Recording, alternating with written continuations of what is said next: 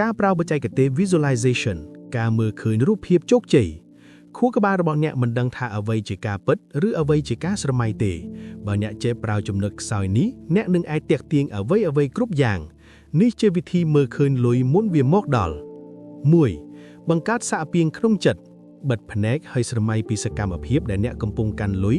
ឬមើលឃើញលេខនៅក្នុងកុងធនាគារកើនឡើង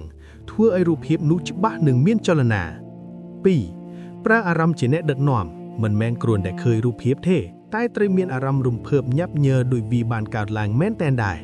អារម្មណ៍រំភើបនេះហើយគឺជារលកសញ្ញាទៅកាន់ចក្រវាឡ 3. ធ្វើវាឲ្យคล้ายទៅជាទម្លាប់មុនគេងពេលដែលអ្នកហៀបនឹងលងស្លុតគឺពេលដែលចិត្តក្រោមបង្កកបើកចំហបំផុតចូលស្រមៃពីភាពមានបានរបស់អ្នកនៅពេលនោះប៉ុន្តែអ្នកដឹងទេមនុស្សភាគច្រើនបារជ័យត្រង់ភាគ5នេះឯងទេចាំមើលភាគក្រោយខ្ញុំនឹងប្រាប់ពីកំហុសដ៏ធំដែលធ្វើឲ្យការតាក់ទាញត្រឡប់ទៅជា0វិញ